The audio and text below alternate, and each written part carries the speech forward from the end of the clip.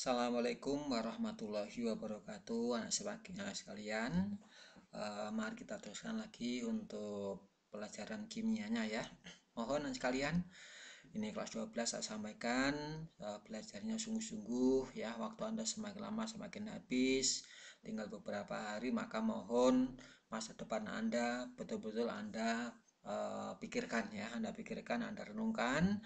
Jangan sampai nanti masa depan menjadi masa depan yang tidak baik ya. Makanya tolong sekalian belajarnya betul-betul perhatikan. Oke, untuk hari ini kita teruskan, yaitu masih terkait dengan biomolekul ya. Kemarin kita sudah ngomong tentang karbohidrat. Hari ini kita teruskan dengan protein ya. Jadi protein ini termasuk biomolekul. Nanti apa-apa yang kita pada protein kayak apa ya, nanti fungsi untuk apa, nanti akan kita pelajari ya. Oke, ini ada paparan ya. Ini ada paparan protein itu merupakan polimer alam yang tersusun dari asam-asam amino melalui ikatan peptida ya. Jadi protein itu merupakan polimer anak-anak. Ini sudah saya sampaikan sedikit pada waktu kita membahas tentang polimer ya. Jadi polimer itu ada alam, ada sintetis. Yang alam itu ya terbuat dari alam, oleh alam, adanya di alam. Nah, itu contohnya salah satunya adalah protein ini. Jadi protein adalah termasuk polimer alam, yang mana monomernya adalah asam-asam amino ya. Nanti antara asam amino itu terjadi ikatan, namanya ikatannya ikatan peptida gitu ya. Sehingga protein disebut juga dengan sebagai polipeptida. Kenapa kok poli? Karena ikatan peptidanya banyak ya. Jadi antara asam amino yang satu dan yang lain itu nanti membentuk suatu ikatan yang baru, namanya adalah ikatan peptida ya, ikatan peptida. Nah, dalam tubuh kita protein berfungsi sebagai zat pembangun, pengatur pertahanan, dan sebagai sumber energi setelah karbohidrat dan lemak. Jadi ini fungsinya sangat banyak sekali protein ini. Nah, tubuh kita itu jangan sampai kekurangan namanya protein ya. Jadi fungsinya luar biasa banyak.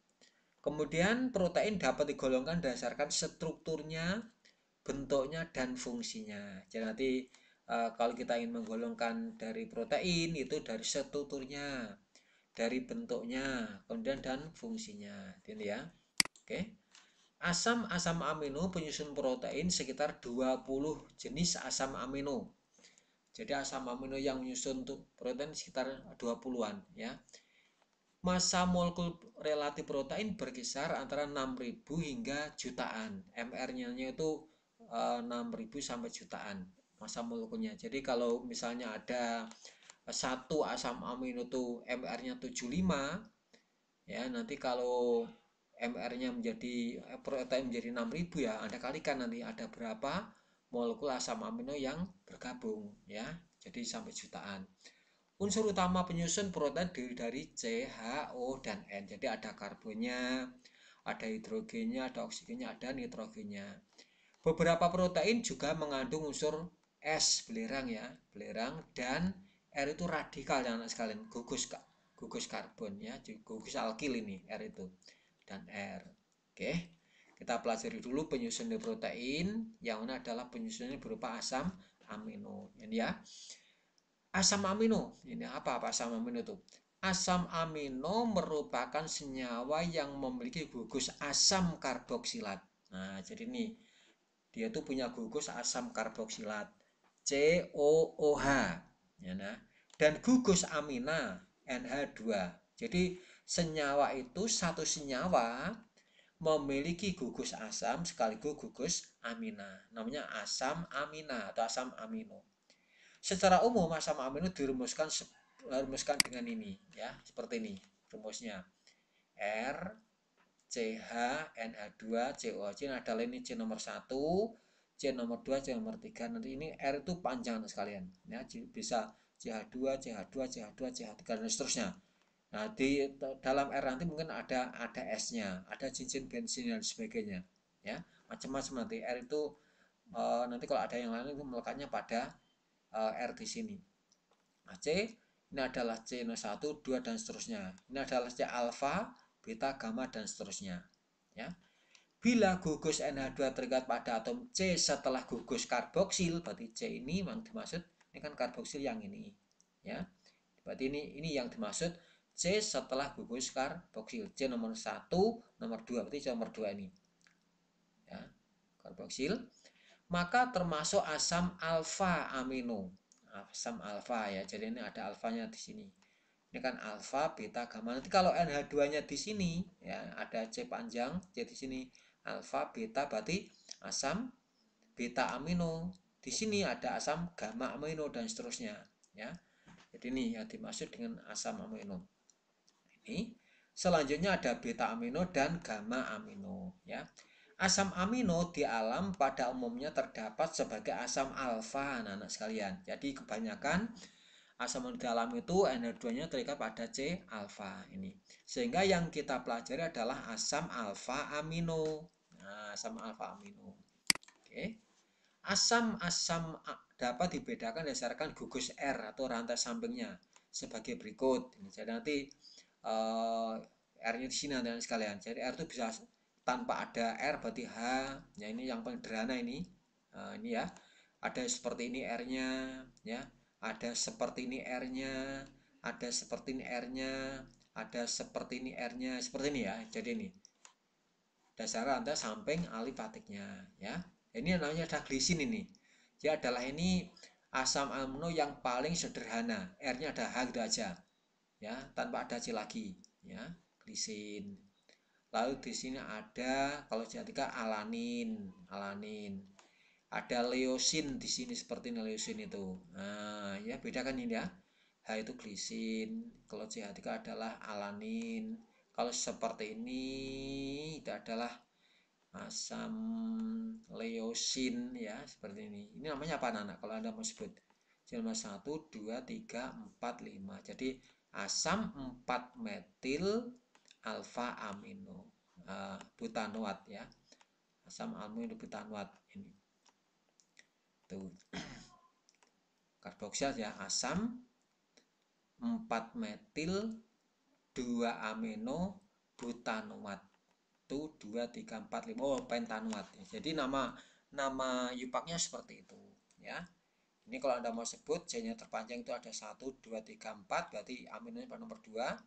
Ada metil, asam 3 metil 2 amino butanoat. Itu nama apa namanya, nama yupaknya. Tapi untuk asam amino anak sekalian, nama yupak malah nggak terpakai ya.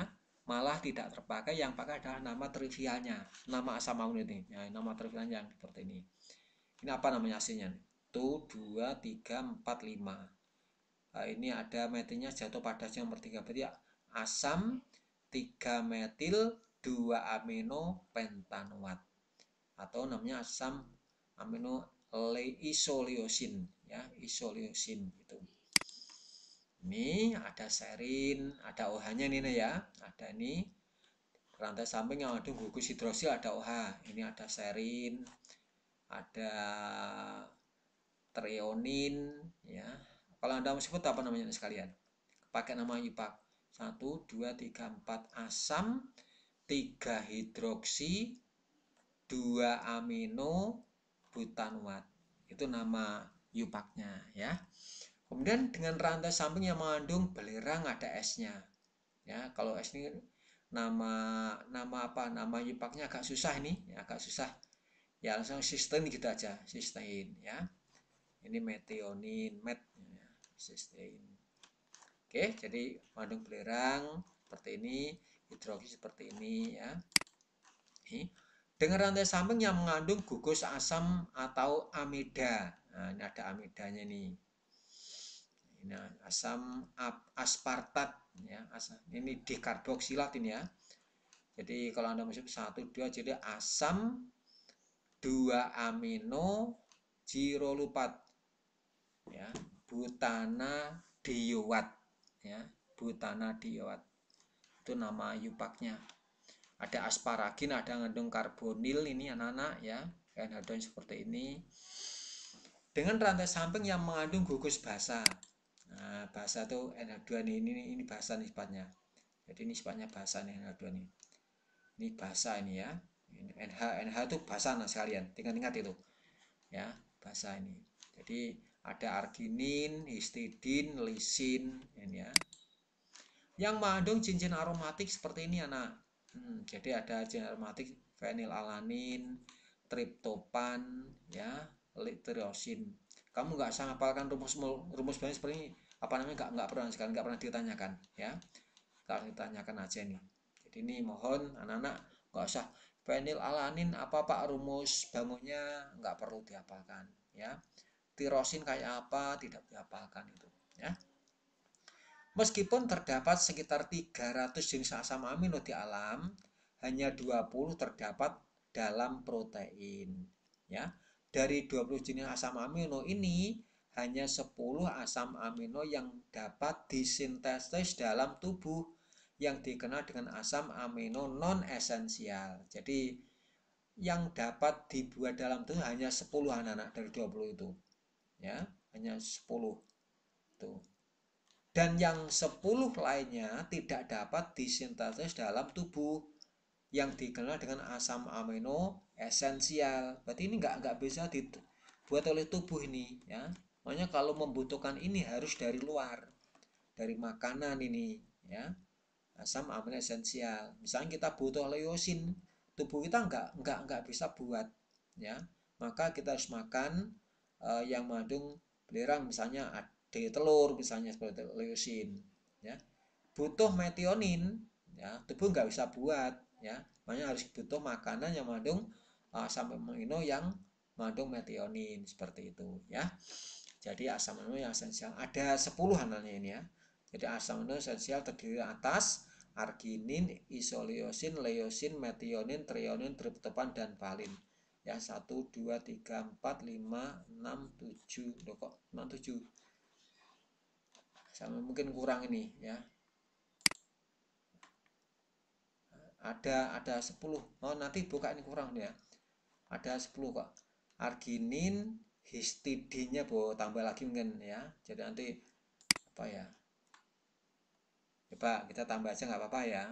Biar nanti lengkap begitu. Lengkap. Apa tadi? Arginin, tak tambah lagi misalnya histidin,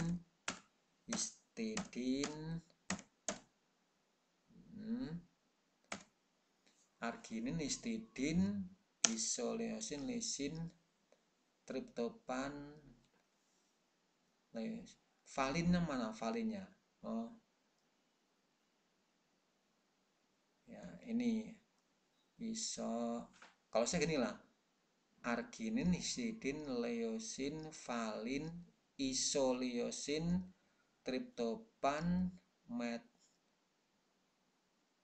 trioninnya mana trionnya? Oh, ini antri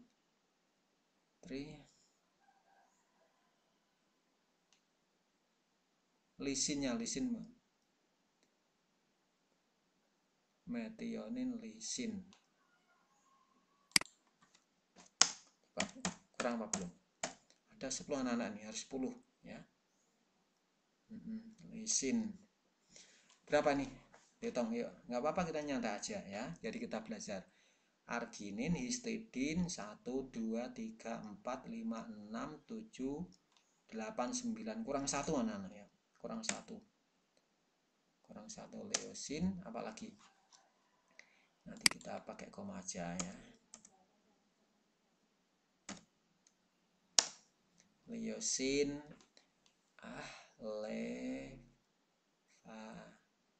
isolio, antri, fenilalanin. Oh, belum. Ini kurang 1 lagi. Fenilalanin. Nah, fenilalanin. Ada 10 ini saya.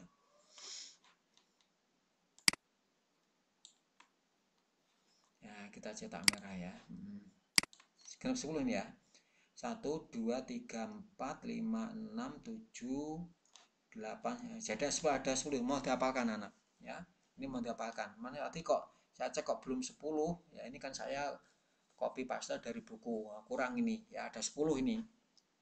Ini arginin, histidin, isoleusin, leusin, metionin, trionin, triptofan, dan bukan dan, ya, karena masih lagi. Nah, valin, kemudian dannya di sini. Nah, oke. dan fenilalanin. Jadi genap 10 nih ya. Mohon dihafalkan sekalian. Nanti soal saya di PAT banyak loh ini ya. Banyak soal udah jadi. Nanti PAT kita launching nanti mau dihafalkan ini ya. Jadi ada 10: arginin, histidin, isoleusin, leusin, metionin, treonin, triptofan, valin, lisin, dan fenilalanin. Mau dihafalkan ya. Oke. Kita teruskan. Nah, ini. Jadi ada ini ya, ada 10 yang bisa dibuat, ada 10 yang tidak dapat dibuat. Namanya asam amino yang esensial. Ya, ada arginin, histidin, leusin, isoleusin, metionin, treonin, triptofan, valin, lisin, dan fenilalanin. Jadi ada 10. Ini yang tidak dapat dibuat oleh tubuh kita. Namanya asam amino esensial. Ya. Ini sifat-sifat asam amino ya. Asam amino memiliki gugus karboksil. Ingat ini kan gugus asam karboksil yang bersifat asam, berarti dapat melepaskan H+, ya.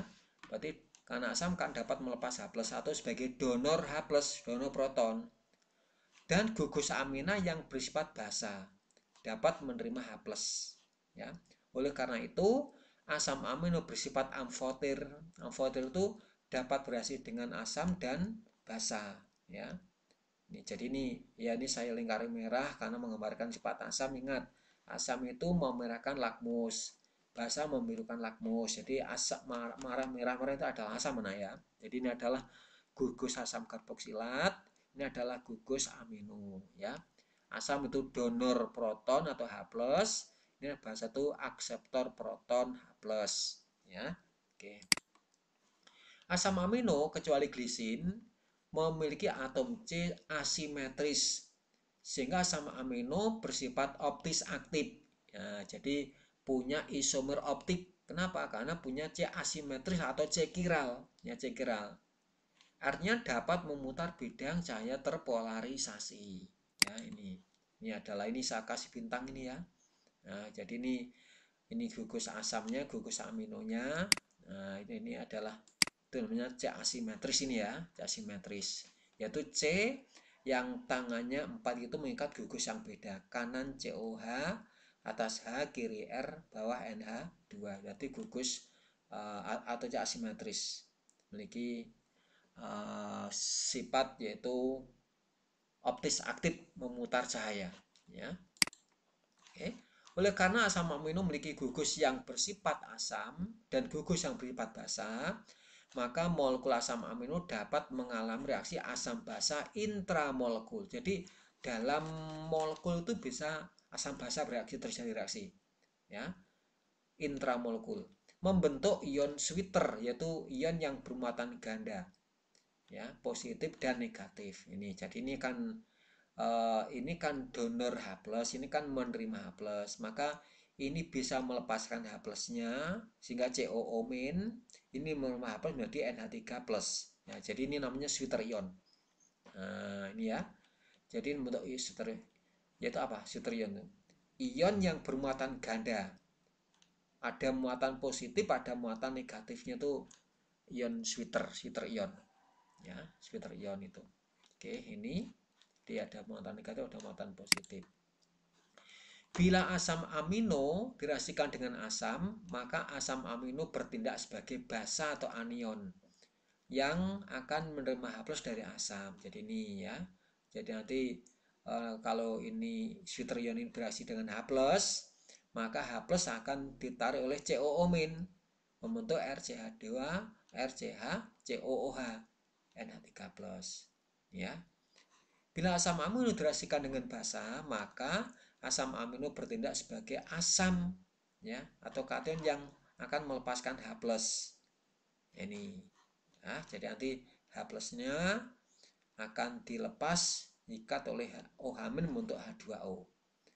Jadi nanti OH- nanti H+-nya akan bertindak sebagai asam. Berikan pada OH- untuk H2O. Berarti ini sebagai donor proton, ini penerima proton. Ini bersifat asam, ini bersifat basa, ya. Jadi itu namanya Nah, ini anu lah anak sekalian ya, ini adalah asam basa Bronsted Lowry. Jadi yang hanya banyak bersifat asam, ya, yang hanya dikit sifatnya basa. Jadi lihatnya ini dengan ini, ya, ini dengan ini. Ini kan pasangan asam basa konjugasi, ya. Nah, ini ada H3, H2, berarti ini asam, ini basa. OH, H2O. Hanya satu, hanya dua, berarti ini asam, ini basa, ya. Oke. Pembentukan ikatan peptida ini sudah saya berikan pada Anda semuanya, ya, yaitu gabungan dari asam-asam amino. Oke. Ini contohnya kemarin saya berikan. Saya menggambarkan dua molekul asam amino, ya.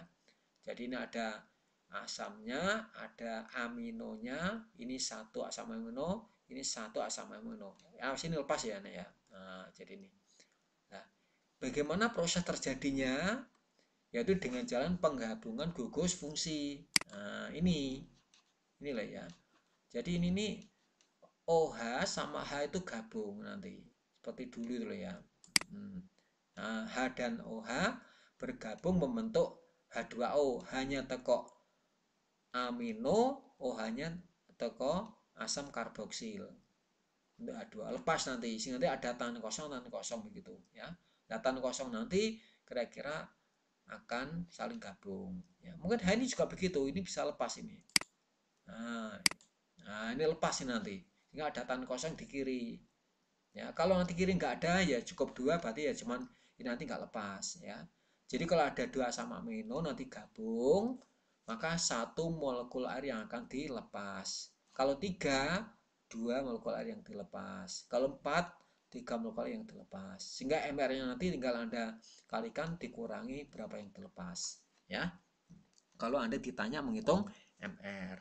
Ini juga begitu, ini bisa lepas yang sekarang ini. Nah, ini nanti bisa lepas ini. Nah, juga lepas.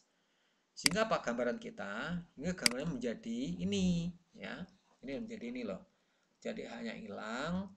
Ini ada tangan kosong. Karena hanya lepas, ya hanya lepas ya tangan kosong. Ini lepas tangan kosong. Ya. Nanti saling gabung nanti. Nah, ini saling gabung ini, ya. Saling gabung ini. Nah, ini saling menyambung begitu, ya. Nanti juga begitu, nyambung dengan yang lain. Ya, kalau ada gambar-gambar banyak begitu, nyambung-nyambung terus, ya. Sampai yang terakhir, hanya tetap utuh, yang terakhir hanya masih, gitu ya. Jadi nanti ya tetap nanti ada tutupnya atau ada anoda dan tutupnya COH tutupnya. Ya, ini kan kita gambar cuplikan yang tengah ini ya. Itu. Oke, saling menyambung. Sehingga nanti gambarnya adalah seperti ini. Nah, ini. Nah, ini saja yang dimaksud dengan ikatan peptida. Ini. Dan ini ya dimaksud ini, ya. Nah, ini nanti saya tanyakan sekalian. Yuk, peptida nih ya. Jadi CONH itu ikatan peptida. CO dengan NH. Tangan kosong CO, ikatan peptida, NH tangan kosong. Ini namanya ikatan peptida, ya. Nah, ini kalau banyak namanya polipeptida, ya, polipeptida. Oke. Molekul yang terbentuk dari dua asam amino melalui ikatan peptida disebut dipeptida. Ya, dipeptida. Karena dipeptida masih memiliki gugus amino dan gugus karboksil, maka dipeptida dapat mengikat asam amino yang lain membentuk polipeptida yang disebut protein. Ya, protein. Nah, sekarang kita ngomong protein ya. Semua protein merupakan polipeptida dengan massa molekul relatif besar. Biasanya antara tadi saya sampaikan 6.000 sampai jutaan ya. Jadi ada 8.000 sampai 10.000. Karena jumlah asam amino yang menyusun protein beraneka ragam, jenis dan urutannya, maka dari 20 jenis asam amino dapat membentuk protein yang banyak sekali jenisnya. Ya. Jadi banyak sekali jenisnya itu. Seperti hanya ada ini 26 huruf dapat dibuat kata dan kalimat yang jumlahnya sangat banyak, tak terbatas ini. Ya. Jadi misalnya ABC itu ABC dan ya ABC ya. Ada asam amino A, asam amino B, ada asam amino C, nanti bisa bentuk protein ABC, bisa CBA, bisa ACB ya. Jadi seperti itu. Rumusnya perhatikan ya, kalau nanti ada 3 asam amino bisa membentuk berapa kemungkinan protein. Ayo rumusnya di matematika. Ya, kalau saya punya 6 asam amino, berapa kemungkinan protein yang dapat dibentuk lah 6 asam amino itu?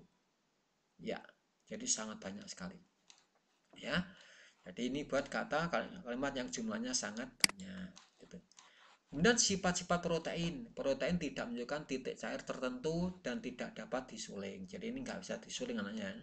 Tidak seperti air yang bisa disuling ya.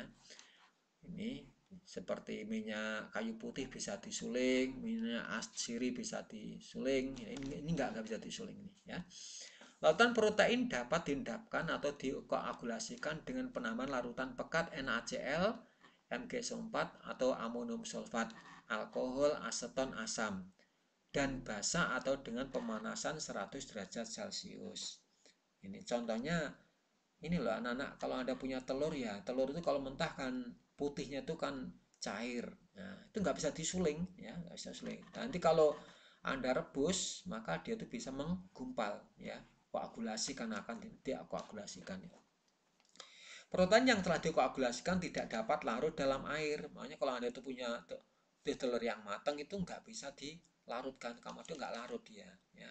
Atau dengan pendinginan karena telah mengalami perubahan irreversibel yang disebut denaturasi.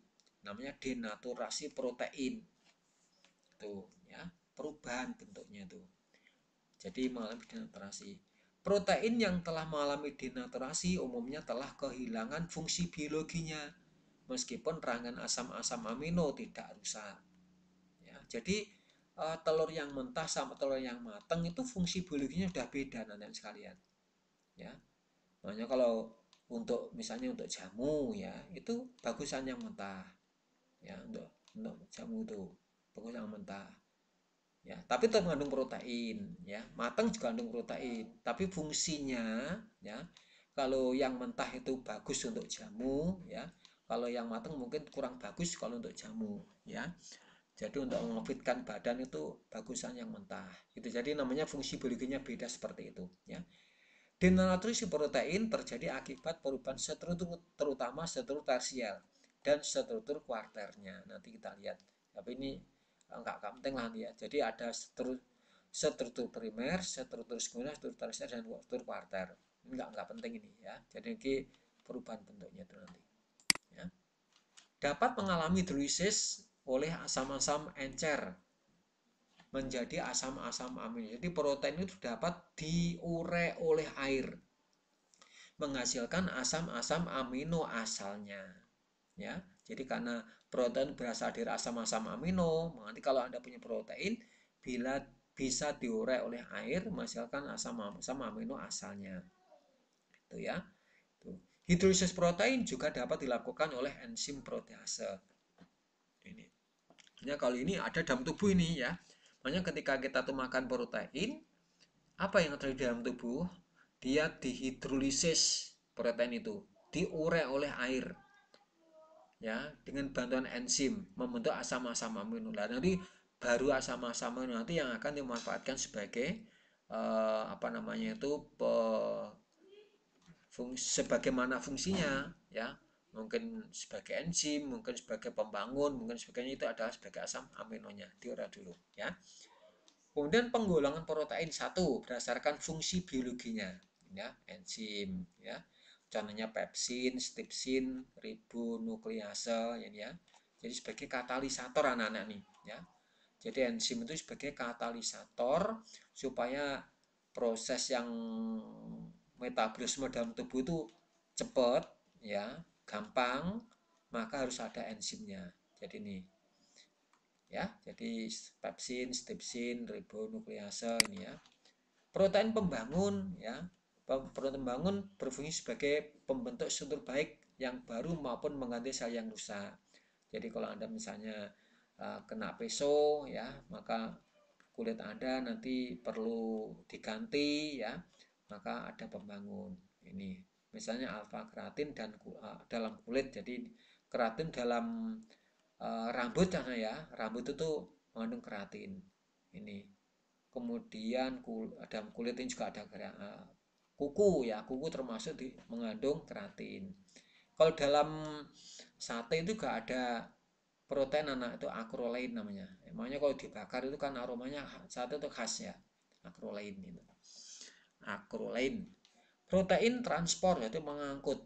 Ini protein transport mempunyai kemampuan mengikat dan memindahkan molekul atau ion spesifik melalui aliran darah. Ya, contohnya hemoglobin ya. Dalam sel darah berfungsi sebagai alat pengangkut oksigen dalam darah. Hemoglobin adalah untuk mengangkut oksigen. Mioglobin mengangkut oksigen dalam jaringan otot. Bedakan ya. Kalau dalam darah itu adalah hemoglobin, kalau dalam otot namanya adalah mioglobin. Ya, transport. Pelindung ya. Protein melindungi, fungsi melindungi organisme dari serangan penyakit. Ini kekebalan tubuh nih, imunoglobin ya.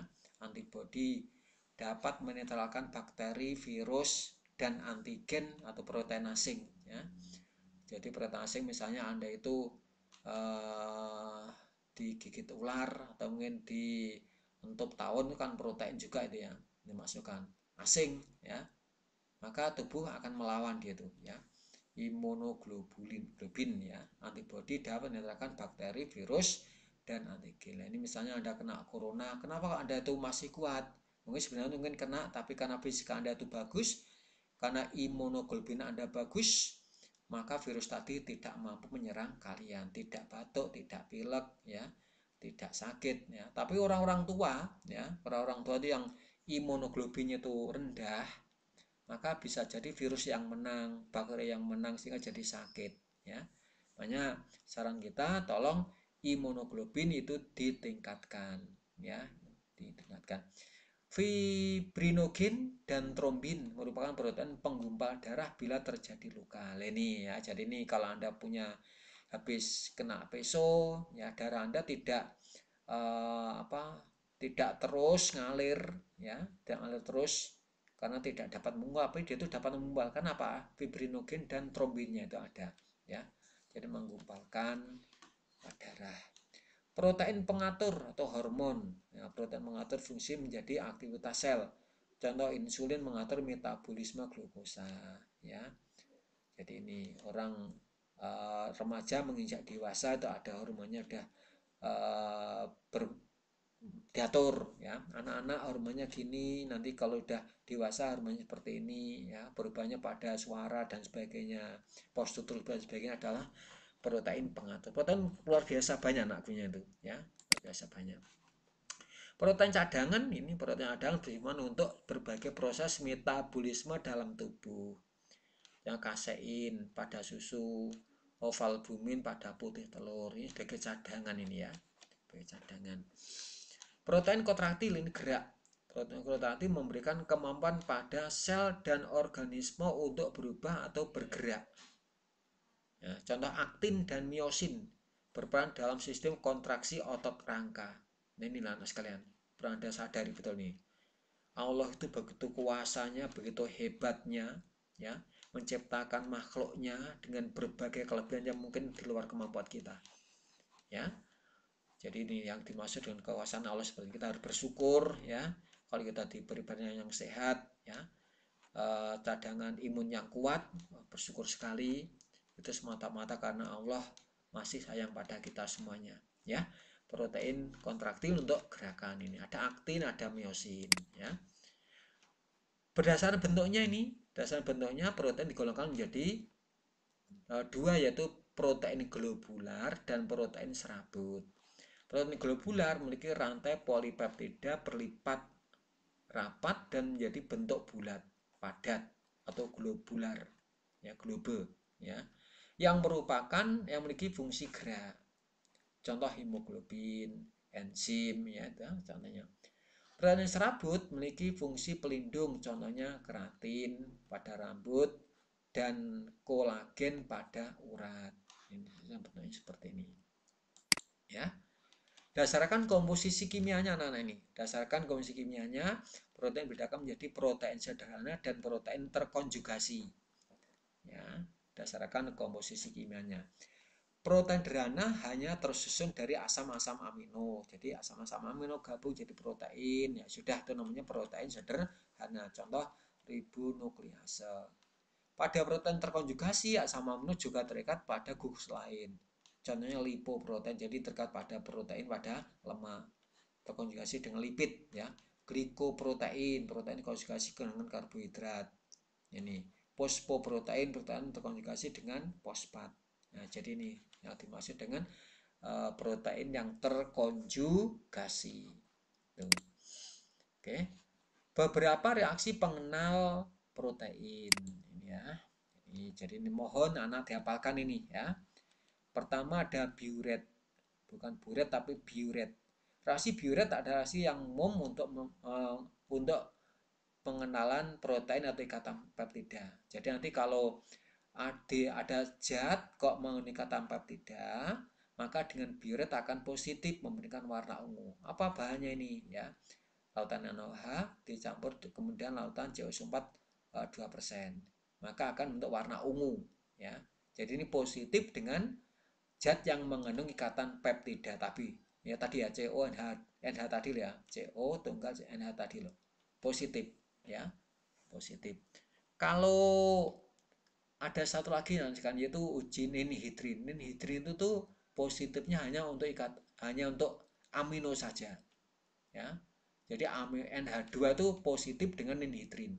Gitu. Tapi dengan biuret nggak bisa. Biuret itu harus peptida antar gugus karboksil dengan amino itu membentuk tadi ikatan peptida tadi akan positif. Reaksi ini berdasarkan adanya gugusan peptida. Ya. Ini milon, ya milon. Ini ya, bereaksi milon ini. Digunakan untuk mengidentifikasi adanya tirosin pada protein. Ya, tirosin. Bila protein yang mengandung tirosin dipanaskan dengan merkuri nitrat yang mengandung asam nitrit, ya, maka akan terjadi jonjot merah. Tirosin itu ada OH-nya, anak-anak. Ya, ada OH-nya. Ya, coba tadi tirosin yang mana? Kita cek. Nah, mana tirosin tadi sejak awal ya. Jadi coba tirosin tadi yang mana ini? Tirosin. Nah, kita lihat saja. Mana nak tirosin?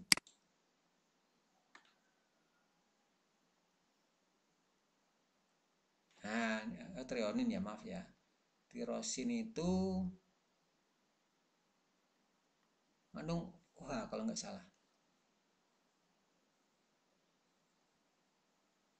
Asam ini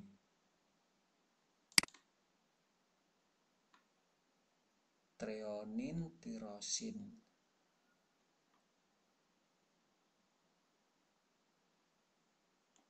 Oh, tidak muncul di sini anak. Ya. Jadi di sini tidak muncul tirosin. Coba kita lihat aja. Oh, ini nih. Ah, ini lah ada fenol anak sekalian. Perhatikan betul ya. Jadi milon tadi, reaksi milon itu positif dengan protein yang mengandung fenol. Nah, fenol. Jadi contohnya adalah ini, tirosin tadi. Fenol ya. Mengandung gugus fenol. Oke, kita lanjut aja nanti biar nanti Anda paham ya. Mengandung fenol. Mana tadi ya? Nah, jadi ini ya, mau tirosin ya. Kita ganti dengan mengandung gugus fenol ini atau gugus fenol. Nah, gitu aja. Fenol. Nyata aja ya. Oke. Nah, ini ya. Jadi ini. Jadi nanti kalau di dalam protein itu ada fenolnya ya, maka positif dengan milon ini. Itu. Ini positif dengan milon. Oke, ya. Jadi ini mengandung gugus fenol ini ya. Fenol tadi. Dipanaskan dengan merkuri nitrat yang mengandung asam nitrit, maka akan terjadi jonjot merah. Jadi milon itu memberikan warna merah. Jadi mengandung gugus fenol. Fenol cincin bensin ada OH-nya tadi ya. Cincin bensin 6 ada OH-nya itu fenol gitu. ya. Kemudian ada reaksi xanthoprotein, xanthoproteat ya. Ini reaksi xanthoproteat untuk menguji protein yang mengandung gugus fenol atau cincin fenol. Ini cincin fenolnya kita hilang ini ya. Jadi yang mengandung fenol bukan ini posisinya dengan khusus milon ya. Bila protein yang mengandung cincin bensin ditambahkan dengan 3 pekat dan kemudian dibuatkan alkalis, maka akan terjadi warna kuning. Jadi mungkin dengan juga begitu, mungkin positif ya, karena dalam fenol kan ada cincin bensinnya. Tapi bukan fenol saja ya. Jadi beberapa kayak fenilalanin dan sebagainya tadi kan mengandung cincin bensin juga, maka positif. Tapi yang khusus fenol ini ngeceknya pakai milon, mestinya milon. Kalau tapi ini juga ini yang tirosin tadi juga positif dengan xantho ya, karena dalam tirosin mengandung fenol tapi juga ada cincin bensinnya gitu ya. Jadi itu ini kan warna kuning. Kemudian ada uji terhadap belerang, ini untuk menguji adanya belerang dalam protein, maka ke dalam protein ditambahkan lautan NaOH pekat dan dipanaskan.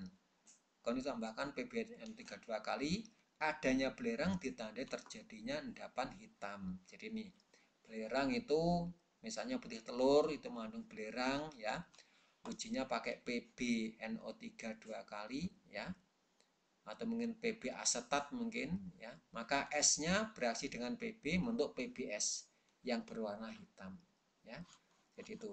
Ini uji terhadap belerang. Oke, itu ya. Sekira itu yang penting pada protein. Nanti silahkan bukunya dibuka lagi ya.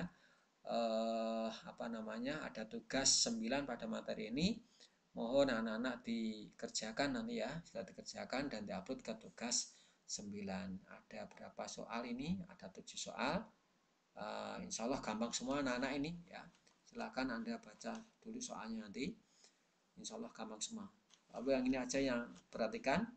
Bila 20 molekul glisin berpolimerisasi membentuk polipeptida, berapakah massa molekul relatif polipeptida yang terbentuk? Jadi kalau 2 glisin kan 1 air yang dilepas. Kalau Anda punya 3 glisin, 2 air yang dilepas. 5 glisin, 4 air yang dilepas. Kalau 20 glisin nanti ya 19 air yang dilepas. Nah nanti MR-nya ya 20 kalikan M-nya glisin dikurangi 19 kali MR-nya H2O. Selesai ya. Ya saya kira yang lainnya semuanya sudah jelas semua ini ya. Bisa dibuka bukunya masing-masing dan silahkan kerjakan semuanya. Mohon anak-anak sekalian tetap semangat, tetap belajar ya.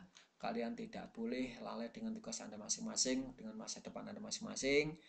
Terus semangat dan belajar terus. Oke ya. Untuk hari ini kita sekian dulu. Assalamualaikum warahmatullahi wabarakatuh.